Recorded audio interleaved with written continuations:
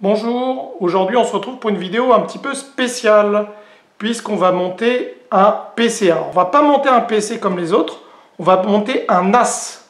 Donc on va se faire un NAS maison, pas besoin d'acheter du Synology, du QNAP ou autre chose, du Western Digital, etc. On va se monter son propre NAS et pour cela le but c'est de monter le NAS le moins cher possible. D'accord? Donc avec des composants que j'ai en stock, d'occasion, que j'ai récupéré, etc. Y compris cette machine, je vais vous expliquer. Donc un NAS, pour ceux qui ne savent pas et qui n'ont pas vu ma vidéo du déballage d'un NAS Synology, de mon NAS Synology, et ben un NAS c'est quoi? C'est un serveur de stockage réseau.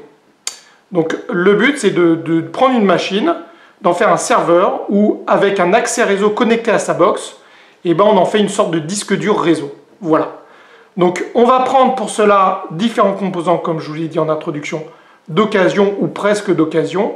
Et le but c'est de se faire donc un serveur de stockage réseau le moins cher possible. Au niveau du matériel, qu'est-ce qu'il y a? Au niveau du matériel, il y a cette machine. Donc j'ai cette machine que j'ai récupérée à mon travail, qui est donc un HP Pavillon P6345FR, à vos souhaits. C'est une vieille machine qui a à peu près une dizaine d'années, donc qui était bien rentabilisée au sein de mon travail. Ils voulaient complètement s'en débarrasser, la mettre à la poubelle. J'aurais dit c'est dommage, je peux peut-être faire quelque chose de mon côté. Donc je l'ai récupérée. Elle est amortie de chez amorti, de chez amorti, de chez amorti. Donc il n'y a pas de souci là-dessus. Donc cet ordinateur HP qui est bien vieux mais qui fonctionne très bien pour l'avoir essayé et qui traînait dans un couloir près d'une armoire et autres, et je l'ai vérifié, fonctionne très bien, il n'y a pas de souci. Par contre, je vais vous montrer, elle est complètement vidée, à peu de choses près. Donc cet HP, c'est quoi ses caractéristiques? C'est un HP donc grand public, un ordinateur grand public qu'on pouvait acheter il y a une dizaine d'années et qui est doté d'un Intel Core i3 530. Alors Intel Core i3 530, c'est tout simplement les premiers Intel Core i3. Juste avant, c'était quoi? C'était les Intel Core 2 Duo. Voilà, donc c'est les premiers Intel Core i3 quand vous avez une série 500. C'est ça, tout simplement. Donc cet Intel Core i3 est doté de 2 cœurs, 2,93 GHz de fonctionnement. Et je vais vous l'ouvrir, vous allez constater qu'il est complètement vide, ce PC. Alors, je l'ouvre, je me mets debout pour pouvoir faire ça et vous montrer l'intérieur. Voilà, j'enlève le capot, je mets le capot à côté. Donc comme vous pouvez le voir, c'est un peu le bordel au niveau câble. Et comme vous pouvez le voir également, il n'y a pas grand-chose. Donc si vous regardez bien, il n'y a même pas la pile mémoire, elle a été enlevée. Donc je l'ai pris comme ça mon travail, il n'y a pas les disques durs forcément, puisque les disques durs c'est sensible et puis il peut avoir quelques données liées au travail. Donc forcément, il n'y a rien. Pas de carte graphique. Qu'est-ce qu'il n'y a pas? Il n'y a pas de barrette mémoire non plus, vous voyez. Les slots mémoire sont totalement vides. En fait, il n'y a que le CPU qui est là, pardon, et également le lecteur DVD CD. Et puis bien sûr, son alimentation. Une alimentation qui est qui est de 300 watts maxi, donc une alimentation de 300 watts qui sera amplement suffisant pour en faire un serveur de stockage réseau. Voilà. Au niveau des emplacements, vous avez 4 ports SATA. Alors là, vous envoyez un bleu, un blanc, et il y en a un autre bleu par là et un orange que vous ne voyez pas trop à cause des câbles d'Alim. Les câbles d'Alim, c'est surtout des anciens Molex. Vous avez quand même quelques par-ci par-là, quelques câbles d'Alim type SATA. Vous en avez un pour le lecteur optique et un ici, qui va bien entendu nous servir. Au niveau de la capacité de disque dur, vous pouvez en mettre 2 ici. En fait, c'est cette cage-là. Vous avez une cage que vous déclipsez. Alors, il faut la dévisser. Vous la déclipsez. Et puis, après, vous mettez 2 disques durs à l'intérieur. C'est ce qu'on va faire. Vous pouvez éventuellement mettre un autre lecteur optique ici. Et ce PC grand public vient comment? Bah vient, voilà, vous voyez, vient tout simplement avec une façade rétractable ici et aussi des lecteurs de carte mémoire ici. Donc c'est plutôt sympathique. Là il y a une baie qu'on peut utiliser ou pas du tout d'ailleurs, qu'on pourrait même enlever, qui ne sert pas à grand chose pour tout simplement mettre des systèmes d'extension de mémoire, donc de sorte de disques qu'on peut retirer à chaud, qui était très courant sur ce modèle et sur les modèles HP de l'époque. Voilà, au niveau sinon, donc comme je vous l'ai dit, pas de carte graphique, un port PCI Express 2.0 classique ici pour mettre une carte graphique, mais ça ne sera pas notre cas, je vais vous expliquer. Et ici, vous avez des ports PCI Express 1X qui vont être très très utiles puisqu'on va mettre de l'extension et du stockage dessus. Donc voilà, la machine, elle est réceptionnée comme ça, donc il faut la compléter entièrement. Et on va la compléter comment? Ben, on va la compléter de plusieurs manières. On va la compléter avec différents composants. On ne mettra pas de carte graphique puisque l'avantage de ce processeur Intel Core i3 530 de l'époque, c'est qu'il était déjà doté d'une partie GPU, donc d'une partie carte graphique ici, voilà, à l'intérieur. Et un serveur de stockage, ce n'est absolument pas un PC de gamer. En fait, la partie graphique, on s'en fout complètement. Donc, du coup, la partie GPU du processeur sera amplement suffisante. Et puis en plus, rajouter une carte graphique, ça fait consommer, ça rajoute de la consommation supplémentaire à la machine. Et vu qu'on n'exploite pas sur un serveur de stockage, sur un NAS, ce genre de composants, il n'y a aucune utilité. Donc le GPU à l'intérieur du CPU suffira largement. Donc pour compléter tout ça, cette machine de 10 ans qui fonctionne bien, d'ailleurs qui est très propre, hein, je l'ai reçue comme ça, vous voyez, il n'y a pas beaucoup de poussière, même pratiquement pas. Les ventilos sont nickel, donc un petit peu de nettoyage par-ci par-là, et ça fera amplement l'affaire. Petite particularité sur la cage des disques durs, elle est un petit peu chiante, c'est un petit peu la particularité des PC grand public de l'époque HP, c'est qu'il faut pousser. D'ailleurs, c'est même dur. Et avec les gants, c'est pas facile. En fait, ça se déclipse. Et après, on peut enlever. On met les disques durs à l'intérieur. Je vous montrerai de toute façon au moment du montage. Il n'y a pas de souci. Au niveau des composants. Que je vais mettre à l'intérieur. Bien entendu, je vais mettre... Alors, je me décale un petit peu pour prendre tout ça, puisque tout est éparpillé sur la table. Vous ne le voyez pas, mais là, ici, il y a tout un tas de composants que j'ai déjà préparés. Je vais y arriver.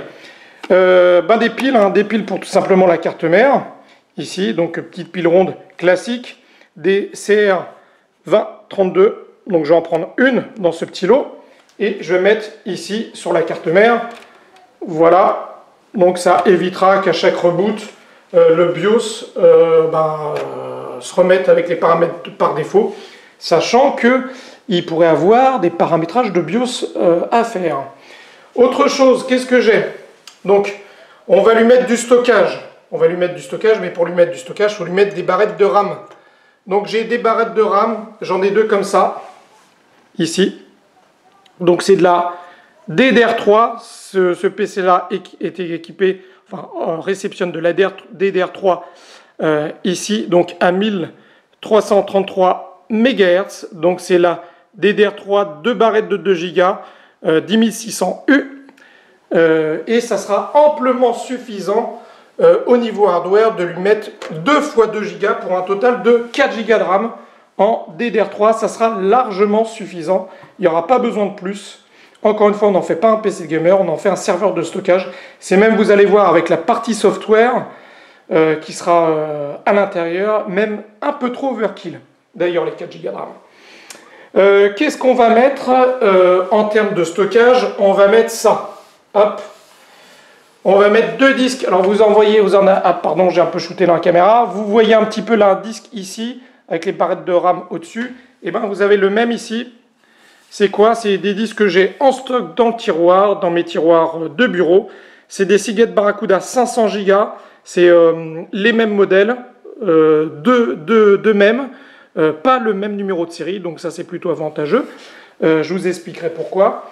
Donc 2 fois 500 Go de stockage, ça va être très bien parce que mon objectif, c'est de les mettre les deux dans cette cage-là et de les mettre en mode RAID, les mettre en mode RAID 1. Alors le RAID, qu'est-ce que c'est? Le RAID, c'est une gestion de disque particulière, de stockage de disque, donc que ce soit du SSD ou du HDD classique, qui permet soit de combiner les deux disques et de faire en sorte qu'ils soient plus rapides, en combinant entre guillemets leur vitesse et leur capacité de stockage. C'est ce qu'on appelle le RAID 0. Donc si vous avez comme moi, deux disques de 500 Go, et ben ça en fait un de 1 Tera, mais qui utilise la vitesse des deux, donc qui est beaucoup plus rapide. Qu'est-ce que vous avez d'autre? Vous avez aussi le RAID 1, c'est ce que je souhaite faire, c'est ce qu'on appelle le mode miroir, c'est-à-dire que en fait, les disques sont redondés. Donc le disque 1 aura exactement les mêmes données que le disque 2. Ça veut dire, tout simplement, c'est pour des questions de sécurité, si le disque 1 claque, vous avez toujours le disque 2 avec les données et vous ne perdez pas les données. Et inversement, bien entendu. Moi, c'est ce que je vais faire, et pour un NAS, si vous avez une machine qui le permet, n'hésitez pas en termes de capacité de disque, et si vous avez les disques qu'il faut, je vous conseille de le faire. Après, vous n'êtes pas obligé, c'est-à-dire vous avez par exemple deux disques, un de 1 Tera, un de 2 Tera, et ben vous pouvez faire du coup deux disques séparés sans mode RAID, aucun souci. C'est à vous de voir, c'est vous qui voyez. Moi j'ai l'opportunité dans mes tiroirs d'avoir deux disques similaires, donc je vais en faire du RAID 1. Après vous avez du RAID 5, etc. Mais ça, c'est pas l'objet de la vidéo. Qu'est-ce que je vais rajouter en plus? Eh ben, le disque système. Et en disque système, a priori, je vais mettre ça, un SSD. Je vais mettre un SSD de 120 Go et vous allez voir, 120 Go, c'est même déjà trop. C'est le moment de reprendre de vieux SSD que vous avez dans les tiroirs. Si vous avez des SSD de 64 Go, par exemple les premiers SSD, ou si vous avez des SSD comme moi, de 120 Go, ou même peut-être, je crois à un moment, il existait des SSD de 90 Go, il me semble, je crois qu'Intel en faisait. Enfin, si vous avez des SSD que vous ne servez plus, des vieux SSD, n'hésitez pas à les utiliser parce que le système d'exploitation qu'on va mettre n'a besoin que de 10 Go d'espace à l'installation, et en gros, il ne prend pas beaucoup plus que 20 Go à l'utilisation, et encore, il faudrait paramétrer énormément de choses, rajouter énormément de plugins pour que ça prenne autant de place. Donc c'est le moment de prendre de vieux SSD, de le mettre en système. Donc le système d'exploitation, on va le mettre sur le SSD, et tout ce qui est stockage, ben, ça sera sur les deux disques. Voilà. Alors pareil, moi je prends un SSD parce que j'ai ça, et d'ailleurs si vous le reconnaissez, c'est un SSD que j'ai déballé sur une vidéo précédente. Pour information, ce SSD sur Amazon, je l'ai payé 17 €, ce 120 Go, donc c'est que dalle. Si vous avez un vieux disque dur, un autre disque dur par exemple de petite capacité, j'ai un disque dur par exemple de 80 Go, bah pareil, les 80 Go, on ne sait pas trop quoi en faire, on ne peut pas trop les mettre dans des machines actuelles, ça fait un peu style clé USB, et ben si vous avez un disque dur de 80 Go, n'hésitez pas. Si vous avez la machine qui le permet, avec l'espace qui le permet, n'hésitez pas à l'utiliser comme disque système pour ce NAS, d'accord? À défaut de pouvoir l'utiliser comme disque de stockage, d'accord? Voilà. Donc moi, peut-être que je le ferai, je vais voir, parce que cette partie-là qui pourra accepter mon disque 3,5 pouces de 80 Go, c'est les espèces de fausses baies pas trop utiles à l'avant. Je vais voir si je la démonte, si j'utilise ça ou pas, on verra. Ou sinon, j'utilise le SSD et je le mettrai ici. Qu'est-ce que je vais utiliser d'autre? Bien entendu, je vais utiliser des câbles SATA. Alors ça, bien entendu, il faut en avoir. Alors moi, pourquoi j'utilise des câbles SATA? Parce que la machine que j'ai, comme je vous l'ai montré, elle n'a aucun câble SATA. Donc du coup, ben, j'ai besoin d'avoir des câbles SATA. Donc j'en ai pris dans mon stock pour pouvoir monter la machine et ben, connecter les disques durs ensemble. L'avantage encore une fois de cette machine, c'est qu'elle a 4 ports SATA. Alors c'est pas du SATA 3, 6 gigabits. C'est du SATA 2, apparemment 3 gigabits sur cette machine parce qu'elle est quand même vieille, mais ça suffira largement. Autre avantage aussi, c'est que cette machine, elle a donc aussi une connectique réseau Ethernet gigabit, donc 1 gigabit. Donc c'est pour un NAS maison, c'est largement suffisant, ça fera amplement l'affaire. Il faut savoir d'ailleurs que même les NAS Synology et QNAP grand public ne font pas mieux en termes de connectique réseau. Est-ce qu'il me manque des petites choses? Je regarde. Oui, alors ça c'est optionnel, mais peut-être que je vais monter ce que j'ai déjà déballé dans une vidéo précédente, c'est ça. C'est carte PCI Express qui permet de mettre des SSD, enfin des disques durs ou des SSD de 2,5 pouces sur des ports PCI Express 1X. Qui permet de avoir des racks et on peut retirer les disques et les mettre à chaud, donc du hot swap. J'en ai deux ici, j'en ai acheté deux. Alors là, c'est moi qui me fais un petit truc supplémentaire. Bien entendu, là, c'est des composants qui sont neufs. Et comme c'est des composants qui sont neufs, ça fait un peu exploser le prix de ce NAS maison. Vous n'êtes pas obligé de le faire, d'acheter ces composants. Moi, je me fais un petit kiff supplémentaire. Mais en gros, vous pouvez ne pas utiliser ça et utiliser juste simplement deux disques de grosse capacité. Et puis, ça vous fait votre NAS pas très cher, surtout si vous les avez déjà en stock dans des fonds de tiroir. Moi, je me fais kiffer en mettant ça et je me fais kiffer parce qu'en plus, comme vous avez pu voir, vous avez les ports PCI Express qu'il faut pour le faire. Et mon but, c'est de faire du RAID software, du RAID 1 software avec deux SSD de 1 Tera chacun montés dans ces baies de stockage PCI Express. Voilà.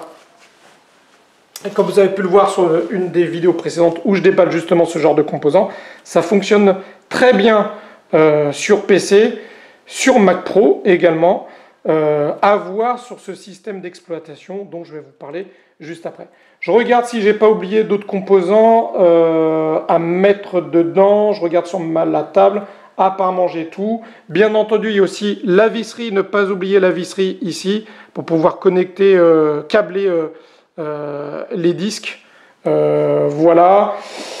Au niveau système d'exploitation, qu'est-ce que je vais mettre à l'intérieur? Je vais mettre un système d'exploitation Linux, puisque le but, c'est de se faire un NAS maison le moins cher possible. Autant utiliser les systèmes d'exploitation les moins chers possibles, donc les systèmes d'exploitation gratuits, Linux. Alors là, vous allez me dire, oh là, j'arrête la vidéo, c'est pas pour moi, il veut mettre du Linux, pas du Windows, etc. Cette machine n'a pas de licence Windows qui lui est attribuée, il aurait fallu acheter une clé de licence Windows, et pour se monter un NAS, il y a mieux que Windows, vous avez des systèmes d'exploitation Linux qui sont spécialisés pour NAS. Et ne vous inquiétez pas, ne partez pas, n'arrêtez pas cette vidéo. Vous allez voir dans la description, je vous ai mis un lien d'une vidéo d'une autre chaîne qui montre comment installer le système d'exploitation. Et c'est ultra simple. C'est ultra simple. Il n'y a aucun souci. Vous suivez le tuto qui est dans la description. Je vous en parlerai un peu plus, de manière un peu plus détaillée après. Et ça le fera sans aucun souci. C'est très simple, en quelques minutes, vous avez le système d'exploitation d'installer et paramétrer pour en faire un NAS. Donc le système d'exploitation que je vais utiliser, c'est un Linux, mais c'est un Linux spécial, c'est un Linux dédié au NAS. Donc c'est Open Media Vault, OMV pour les intimes. Au moment où je fais la vidéo, c'est la version 5.6.2.1 que je vais mettre sur cette vieille bécane. Et c'est quelque chose que j'ai déjà testé. OMV, Open Media Vault, c'est un système pour NAS qui fonctionne du tonnerre, qui ne demande que dalle, mais vraiment que dalle. Je vous disais que 4 Go de RAM, c'était overkill. Ben, c'est complètement le cas, puisque les prérequis minimum pour faire fonctionner Open Media Vault, c'est du 1 Go de RAM. Oui, 1 Go de RAM. À tel point que vous pouvez certainement utiliser des machines encore plus vieilles que ça. Si vous avez des corps de duo, par exemple, à utiliser, des machines 64 bits corps de duo, voire les derniers Pentium 4 qui sont 64 bits, Alors, pour le Pentium 4, je ne garantis pas, mais les corps de duo, ça marche, ça fonctionne certainement avec du Open MediaVolt, mais même la dernière version d'Open MediaVolt. Donc, aucun souci. C'est vraiment le système d'exploitation ultra simple qui permet en plus de réutiliser complètement des vieilles machines. Donc, c'est vraiment du pur bonheur. Voilà. Donc, Open MediaVolt, moi, je l'ai ici. Hop, je vous montre. Je l'ai gravé en CD, sur un CD. Donc, alors, c'est après mise à jour. C'est 5.6.2.1, ce que vous pouvez télécharger. Moi, ce que j'ai téléchargé, c'est la 5.5.11. Pourquoi sur CD? Pourquoi je dois booter sur CD? Ben, tout simplement, c'est que ma machine est trop vieille pour être capable de booter sur une clé USB. Donc, du coup, j'ai gravé un CD. J'ai téléchargé l'ISO sur le site d'Open MediaVolt. Bien sûr, tout est dans la description. Vous pouvez aller dans la description de cette vidéo. Je vous mets le lien d'Open MediaVolt. Ou télécharger l'ISO. Donc j'ai gravé un CD, un DVD plus exactement, et je vais booter avec. Si votre machine est plus récente, est un petit peu plus récente, et qu'elle vous permet de booter sur clé USB, vous pouvez vous faire une clé de boot USB Open MediaVolt, il n'y a aucun souci, et ça fonctionnera très bien. Donc voilà pour le système d'exploitation. Je vous mettrai quelques petites informations supplémentaires une fois que j'aurai monté le PC, je vous en parlerai un peu plus. Donc on va faire ça. Donc je vous propose de vous retrouver étape par étape et voir comment ça se passe sur le montage de ce NAS maison. A tout de suite. Alors on se retrouve pour vous montrer où j'en suis. Donc qu'est-ce que j'ai fait pour le moment? Donc qu'est-ce que j'ai fait? J'ai monté la RAM. Vous pouvez voir ici les deux barrettes de RAM, donc les 2 x 2 Go de RAM qui sont montées ici. Autre chose, vous avez pu remarquer peut-être, la pile, donc j'ai mis une pile sur la carte mère pour que ça enregistre les informations du BIOS et pas que ça reboot sur les paramètres par défaut. Donc comme je vais potentiellement faire du paramétrage dans le BIOS, c'est toujours utile. Ce que vous pouvez voir aussi, c'est que j'ai déjà mis 2 câbles SATA, les câbles SATA qui iront sur la baie de disque dur. Donc vous pouvez le voir, apercevoir ici les 2 connectiques SATA avec les 2 câbles bleus qui sont pour l'instant sortis et qui ne demandent qu'à être connectés aux 2 disques durs de 500 Go. Qu'est-ce que j'ai également fait? Là vous voyez que la baie de disque dur, elle n'y est plus puisque elle est ici entre mes mains. Voilà comment ça se présente sur ce modèle d'ordinateur. Alors forcément sur le vôtre, ça ne sera pas forcément tout à fait la même chose. Ce sera peut-être d'ailleurs plus facile. Donc vous voyez, j'ai mis les 2 disques de 500 Go ici. Ils sont vissés avec de la visserie que j'avais là. Voilà. Donc la baie, elle va se mettre comme ça. Hop. Ici, ça va être vissé sur ces éléments de la carcasse. Et donc ça va être là, ça va être enclipsé. Et puis après, la connectique SATA va se mettre. Autre chose, je vous ai dit que la connectique d'alimentation pour les disques durs, c'était du classique Molex. Là, vous pouvez voir que c'est des disques durs relativement récents. D'ailleurs, je crois qu'il y a la date quelque part. Il me semble, je ne retrouve plus. C'est pas grave. En tout cas, ces disques durs n'ont pas de connectique Molex. Ils ont de la connectique d'alimentation SATA ici et du SATA pour les données. Donc, du coup, comment je vais faire? Puisque je vais être limité en connectique SATA, puisque la seule connectique SATA qu'il y a de disponible, ça va être ici, mais je vais garder pour le SSD. Voilà. J'ai un câble d'extension, pareil que j'avais dans mes tiroirs ici. Donc vous voyez, Molex vers du double SATA. Donc c'est génial, je vais pouvoir connecter ça par exemple ici. Voilà. Et puis là, ça se partagera sur les 2 disques durs. Donc, qu'est-ce qui me reste à faire? Donc, à monter la baie de disque dur qui se trouve là à l'intérieur, de faire la connectique sur les disques durs. Autre chose, je vais avoir besoin d'un câble SATA supplémentaire pour connecter le SSD. Et le SSD, j'allonge mes grands bras. Voilà, il est ici, le SSD Pinail de 120 Go. Donc, il va falloir que je le mette. Et lui, je ne vais pas lui mettre de carcasse spécifique. Je vais tout simplement le mettre dans la baie 5 pouces 25, donc la deuxième baie optique qui est vide. Je vais le glisser, c'est un élément électronique, ce n'est pas un élément mécanique, donc un SSD, ce n'est pas sensible au choc. Donc je vais le laisser telle qu'elle posée sur la carcasse à l'intérieur de cette baie là. Je vais le glisser, je vais lui mettre le SATA, connecter le SATA sur le dernier, le quatrième port SATA de la carte mère qui reste disponible. Et puis voilà. Donc on se retrouve juste après avec toute cette connectique fait donc le hardware pratiquement terminé. À voir si je monte les extensions PCI Express pour disque de 2,5 pouces maintenant ou pas. Je pense que je vais le faire aussi. Donc je vais vous montrer tout ça. Donc on va voir avant de passer au système d'exploitation. Donc on se retrouve tout de suite. Pour vous, ça va être instantané. Pour moi, ça va demander quelques minutes pour pouvoir faire le reste du montage. En tout cas, SSD, disque dur, câblage SATA, alimentation. Voilà, à tout de suite. Là alors, on se retrouve pour le reste. Donc la cage de disque dur, comme vous pouvez le voir ici, elle est mise. Voilà, vous pouvez voir la cage de disque dur qui est mise, qui n'est pas encore vissée. Il faut que je la visse ici avec les deux vis ici. Sinon, les disques durs, donc cette cage est bien mise. Elle est bien câblée. Vous voyez les câbles SATA qui sont mis les uns en dessous les autres. Vous voyez le câble d'extension Molex vers 2 alimes SATA qui est aussi branché et qui est branché aussi pour alimenter les disques durs. Donc là, pour les disques durs de stockage, les deux 500 Go, c'est fait, c'est terminé. Ce que vous pouvez voir aussi, apercevoir, c'est un autre câble bleu SATA, comme je vous l'avais promis, qui est ici avec le SSD qui est à l'intérieur, en dessous le lecteur optique, qui est posé tout simplement sur la baie. On ne le voit pas très bien, vous allez peut-être l'apercevoir, pas grand-chose, et qui est connecté donc également au port SATA de la carte mère. Donc 3 câbles bleus, 3 câbles SATA, 2 disques durs de 500 Go, un SSD de 120 Go pour le système. Donc, et puis le quatrième port SATA, c'était tout simplement le lecteur optique d'origine dont je vais avoir besoin pour installer le système d'exploitation.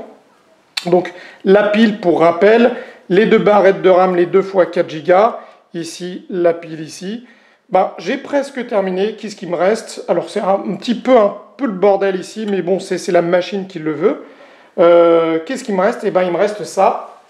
Hop, je me décale légèrement pour mettre ces cartes PCI Express de stockage, donc 2,5 pouces donc de SSD. Moi je vais mettre des SSD, vous pouvez mettre des disques durs de 2,5 pouces, donc ils vont jusqu'à une épaisseur de 9,5 mm.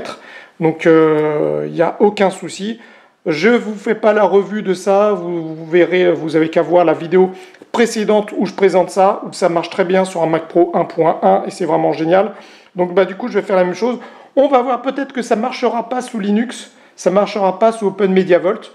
J'estime quand même que si ça fonctionne sur un Mac Pro, un Mac OS Lyon, ça devrait quand même fonctionner là-dessus. On va voir, en tout cas j'en mettre les deux ici.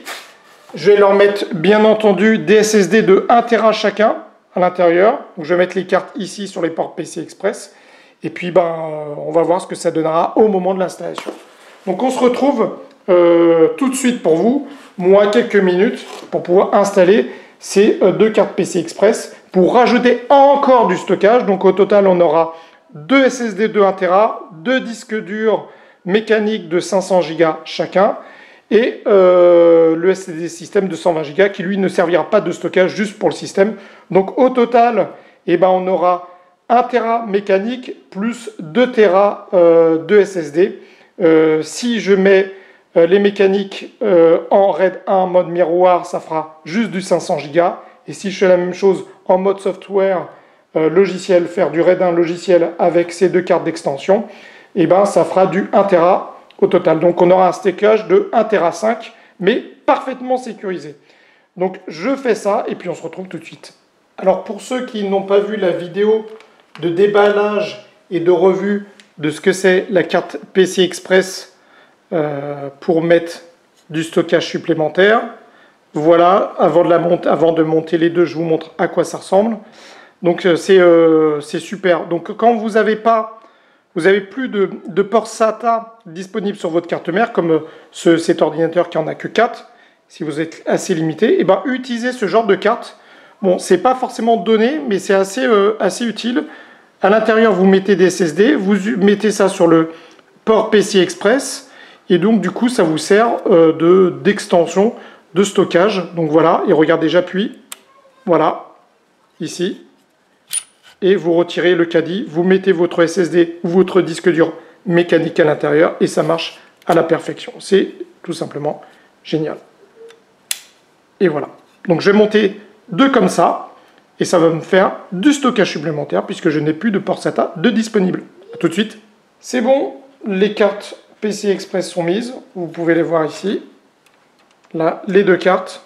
Alors j'ai eu quelques difficultés parce que le châssis, comme c'est une très vieille machine et qu'elle n'a pas été non plus super bien traitée, le châssis est légèrement tordu au niveau des équerres. Donc ça a été un petit peu compliqué pour les enficher, pour les mettre. Je voulais d'ailleurs les mettre un peu plus par là, mais ce câble ici d'alimentation, ce câble de connectique en façade, empêche avec l'épaisseur des cartes PCI Express de les mettre plutôt là-bas.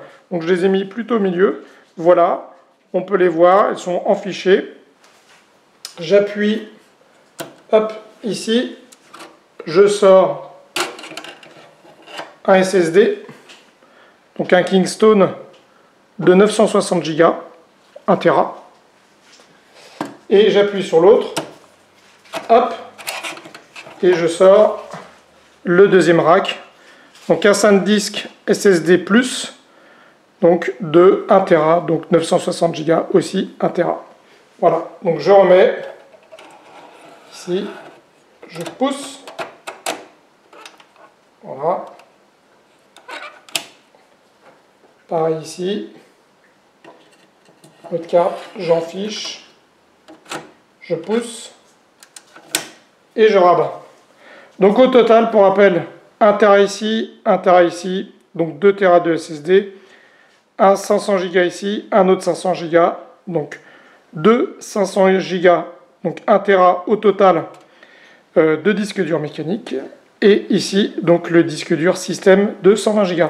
Voilà, le montage est complet. Ben maintenant, je vais connecter l'ordinateur à un écran, à du clavier, et puis à paramétrer le BIOS. Notamment, cette machine accepte le RAID hardware, donc le RAID matériel. Donc mon but, ça va être de paramétrer ces deux disques-là en RAID 1 matériel par l'intermédiaire du BIOS de la machine. Et ces deux-là, de les paramétrer en RAID 1 logiciel par l'intermédiaire d'OpenMediaVault. Je pourrais d'ailleurs faire le logiciel sur les deux. Je vais essayer de faire le matériel sur celui-là, sur ces deux-là. Si jamais j'y arrive pas, je ferai du RAID logiciel sur les deux grappes. Donc une grappe ici et une grappe ici.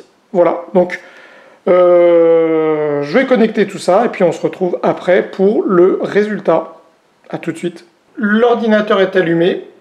Donc j'ai été dans le BIOS. Et dans le BIOS, j'ai paramétré tout ce qui était heure, tout ce qui était date, tout ce qui était également disque de démarrage. Donc j'ai mis le lecteur CD, le lecteur DVD comme lecteur de boot. En second, j'ai mis disque dur et j'ai mis le SSD, notamment dans le groupe disque dur, j'ai mis que c'était le SSD de 120 Go qui était le disque prioritaire au démarrage par rapport aux autres. Ensuite, là, ce que vous voyez à l'écran, c'est le paramétrage du système RAID. Donc chez HP, pour y accéder au démarrage, c'est CTRL-I. Vous allez dans CTRL-I. Alors bien entendu, il faut que dans le BIOS, vous ayez réglé SATA, tout ce qui est norme SATA en RAID.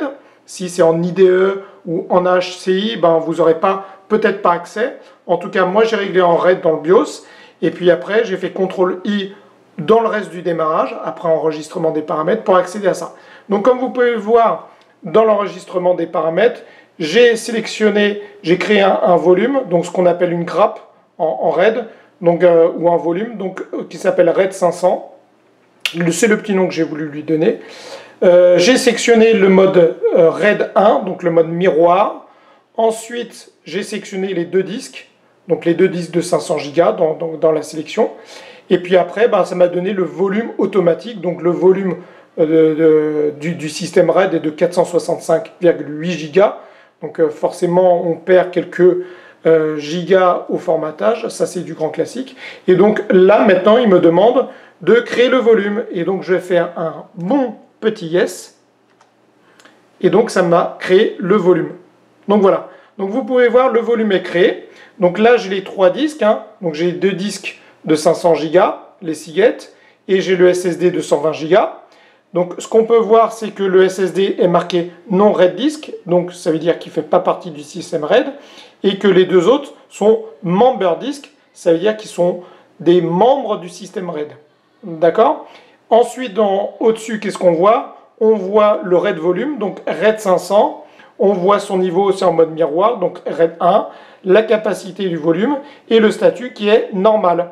Et bootable, yes. Alors moi, il ne va pas devenir bootable, puisque ça arrête le SSD, le volume de boot. C'est là qu'il va contenir le système d'exploitation. Mais on pourrait faire en sorte que, par exemple, si vous le souhaitez, pour votre NAS, que le système d'exploitation soit également installé sur les disques de stockage. Ce qui est fortement déconseillé, parce que si les disques de stockage sont pleins, et ben, le système d'exploitation ne va pas pouvoir correctement démarrer, puisqu'il ne va pas pouvoir s'étendre d'une certaine façon. Donc généralement, le disque, je vous conseille du système d'exploitation, le disque système, de le mettre sur un autre support physique. Voilà, donc normal, le statut normal c'est intéressant parce que si l'un des deux disques tombe, le statut ne serait plus anormal. Donc c'est par l'intermédiaire justement du BIOS qu'on peut voir si le statut est normal ou pas. Voilà, donc du coup j'ai fait un RAID matériel, donc avec le BIOS HP, et donc maintenant je vais pouvoir installer le système d'exploitation, donc OpenMediaVault, et faire un RAID, je l'espère, logiciel avec les deux SSD de 1 Tera. Voilà, bon, on se retrouve, à tout de suite. Ça y est, le système d'exploitation est installé, et comme vous pouvez le voir, je suis sur une fenêtre OpenMediaVault. Donc là, je suis sur mon PC, j'ai fait l'installation du système d'exploitation, et donc je suis sur une page web sur mon PC Windows pour administrer OpenMediaVault. Alors, comme vous pouvez le remarquer, je ne vous ai pas expliqué l'installation d'OpenMediaVault, parce que dans la description, il y a un lien vidéo d'une chaîne qui s'appelle Pratique PC, qui explique vraiment dans le détail l'installation et le paramétrage d'OpenMediaVault. Donc je vous conseille fortement de suivre ce tuto. Pour information, moi la première fois que j'ai installé OpenMediaVault, j'ai utilisé ce tuto, et ce tuto est vraiment super. Encore une fois, félicitations au propriétaire de la chaîne, Patrick PC, Pratique PC, pas Patrick PC, Pratique PC. Qui fait un super boulot, et il y a plusieurs vidéos justement sur l'installation, le paramétrage et tout dans le détail d'OpenMediaVault. Ça dure pas très longtemps, c'est très simple, vous allez voir. Il passe toutes les fonctionnalités qui sont principales pour que vous puissiez faire le paramétrage du système d'exploitation. Donc je ne vais pas le refaire, je ne le refais pas. Je vous conseille donc de suivre ce lien qui est encore une fois dans la description, et qui permet d'installer, de paramétrer convenablement le système d'exploitation, sachant qu'il faut le suivre à la lettre, bien entendu en fonction de vos logins, mots de passe personnels, etc. Mais suivez-le parce que vous rencontrerez les mêmes problèmes. Alors, il n'y en a pas énormément de problèmes, il y en a quelques-uns notamment, il faut redémarrer pour avoir la bonne adresse IP au démarrage. Faut aussi, il le dit très bien, paramétrer dans sa box une adresse IP fixe pour éviter certains problèmes que la box vous attribue une adresse IP dynamique qui change en fonction. C'est vraiment très bien, et notamment il souligne un point, c'est le bouton d'alimentation de votre machine. Avec OpenMediaVault, il peut être paramétré. Et il souligne un truc très intéressant, et moi qui me fait assez kiffer, c'est que quand vous appuyez sur le bouton de votre machine, le bouton physique de votre tour, de la tour HP que j'ai, et ben ça arrête la machine proprement. Donc ça c'est vraiment génial, je vous conseille de faire ce paramétrage là, et c'est vraiment super utile. Vous partez, vous n'avez pas besoin de votre NAS puisqu'il n'y a personne à la maison, vous appuyez sur le bouton arrêter, donc le bouton physique de démarrage et d'arrêt de votre machine, et ben ça va éteindre proprement le système d'exploitation, et pareil quand vous allez l'allumer. Donc c'est vraiment génial. Donc il y a plein de petits tips dans cette vidéo. de pratique PC, et donc je vous conseille encore une fois de suivre. Comme vous pouvez le voir, moi maintenant c'est paramétré. Ce que je vais faire, c'est que je vais prendre la machine, la déplacer physiquement à un autre endroit, pas la laisser sous mon bureau à côté de ma tour Windows, la mettre à un autre endroit et je vais vous montrer où elle est. Elle sera à l'opposé de la maison, à l'opposé de la box, à l'opposé de mes ordinateurs, et elle sera dans un coin. Elle sera connectée à l'extension Wi-Fi de la box Orange. Et donc voilà. Donc là, ça me dit justement que la session a expiré et qu'il faut que je me reconnecte. Donc je vous dis à tout de suite. Et voilà, on retrouve le serveur de stockage. Maison pas chère sous OpenMediaVault dans une autre pièce. Donc comme vous pouvez le constater, il est sans écran. Il y a juste le câble réseau qui est connecté, le câble d'Alim qui est connecté. Il est dans une autre pièce, il est mis dans un coin qui est à côté d'une télé ici et d'une PlayStation 3. Et bien entendu, le câble réseau, il va où? Il est connecté à ça, à ma box Orange. Alors ça, c'est l'extension Wi-Fi de la box Orange pour l'étage, parce que l'ordinateur se situe à l'étage. La box est au rez-de-chaussée. Et donc pour capter le signal Wi-Fi et le transposer en Ethernet, ben c'est connecté à ça. Donc Orange m'a fourni ça gratuitement. Vous pouvez aussi voir ici l'onduleur qui est connecté à la box, enfin à l'extension de la box, l'extension Wi-Fi, et donc également la machine. Donc le serveur de stockage OpenMediaVault est également connecté là. Donc voilà, il est dans une chambre, dans une pièce où personne ne dort. Donc juste les amis quand ils viennent, et du coup en plus ça fait pas de bruit, etc. Et ça marche plutôt très très bien. Voilà pour la location, alors que la box et les autres ordinateurs de la famille, de la maison, sont au rez-de-chaussée, tout simplement.